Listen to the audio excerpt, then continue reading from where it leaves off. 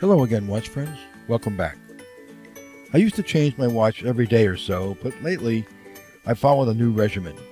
I pretty much wear one watch for an entire week at a time, sometimes longer. I find it's a great way to enjoy the watch in a variety of settings. I call this approach week on the wrist. For the last week or so, I've been wearing the Seiko SARB033. I haven't worn this watch for quite a while, so I thought I'd give it a go and see what I thought. I admit I have a penchant for black dial watches, as you can see.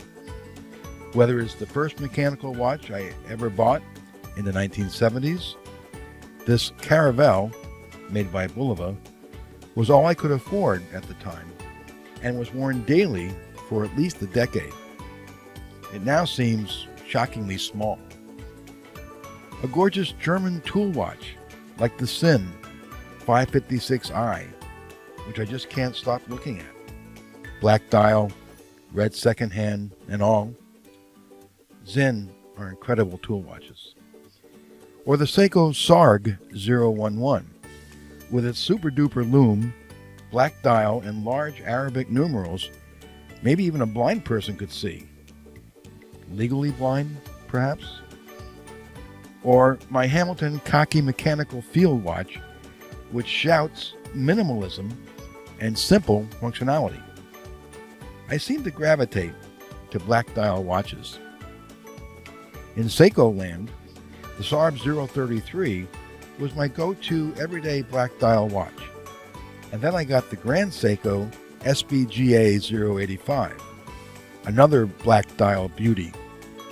Over the years, I did a review of the SARB033 and even another video where I asked the question, is the SARB033 a baby Grand Seiko? Get it? Grand Seiko? Anyway, putting the 033 on the wrist brought back a lot of memories of buying the watch, wearing it, the news that Seiko decided to discontinue it about 2 years ago, but the watches were still available for a very long time. I guess they were still in the distributor AD pipeline. Once that announcement was made, the SARB models, the 033 black, the 035 white dial, and the 017 Alpinist green dial all increased in price from at or around $400 to closer to $500. I think my strongest memory was that after purchasing the SARB033 and wearing it for a few weeks, I couldn't get over how great it was. The size seemed perfect, 38 millimeters wide, 11.6 millimeters tall, and a relatively short 44.5 lug-to-lug distance. The finishing was surprisingly good for a watch in this price category, and even the movement was better than one might expect. Many owners have reported a wide range of timekeeping performance, so quality control may have been lacking. There were and are cheaper Seiko models, and of course there are more expensive Seiko models. Since I hadn't worn the SARB for quite a while, I thought I'd wait a few days before measuring the performance to give the lubrication time to circulate. As you can see, I'm measuring about plus 8 seconds a day, which is really not bad. That's about a minute per week, and I can easily live with that. I have watches costing 20 times the value of this SARB that don't get as good a result. The SARB033, like its sister models, the 035 and 017, and older Cocktail Time and Prospect Diver models, uses Seiko's in-house 6R15 automatic movement, which beats at 21,600 beats per hour, and is an upscale version of Seiko's own 7S and 4R calibers. The movement has hacking and hand winding, which are not available on the lesser Seiko in-house movements. The 6R15 has a 50-hour power reserve, while Seiko specs the movement at plus 25 or minus 15 seconds per day. The movement also uses a Sprawn 510 mainspring, which provides somewhat more anti-magnetic properties than one would expect here. Finally, the Seiko 6R15 is essentially equivalent to the ETA 28-24 caliber, which has been a workhorse Swiss movement used in many watches from a variety of brands. So what do I like? On the dial, I like the highly polished razor-sharp sword-style hands and needle-like seconds hand, which has a diamond-shaped counterbalance. The well-proportioned hands, together with a nicely done chapter ring, make time-telling easy.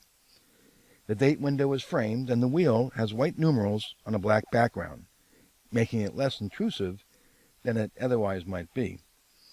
The applied Seiko marquee just under 12 o'clock, and applied hourly stick markers add a touch of class. I also like the 316L stainless steel case, which has a mixture of brushed and polished surfaces. The bezel is polished, as are the sides of the case and lugs, but the tops of the lugs are brushed. The screw-down exhibition caseback is also polished. I also like the healthy 100-meter water resistance, although the watch lacks a screw-down crown. Finally, I like the 3-link bracelet design and its solid end links.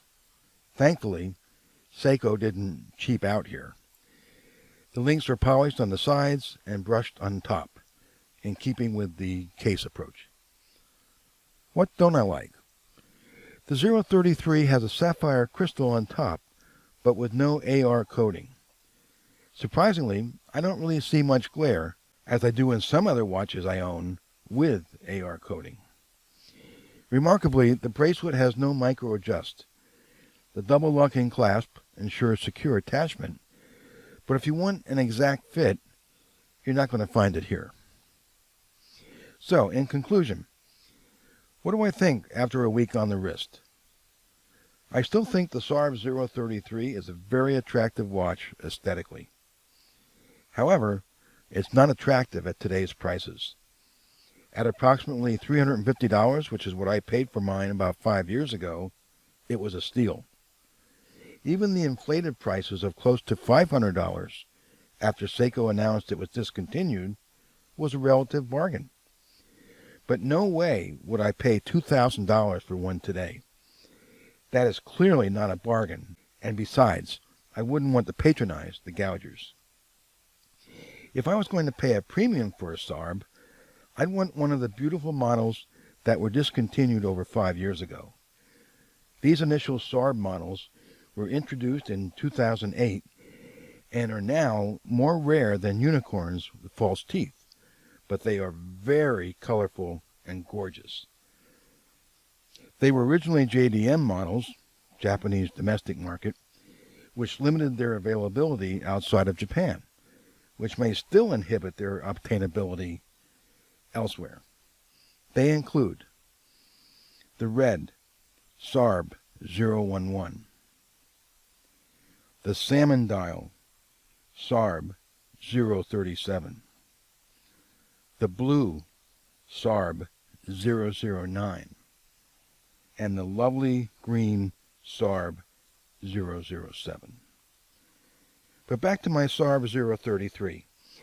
I used to think it was the perfect size for me at 38 millimeters. But now I think it's just a hair too small on my 7.5-inch wrist. What do you think?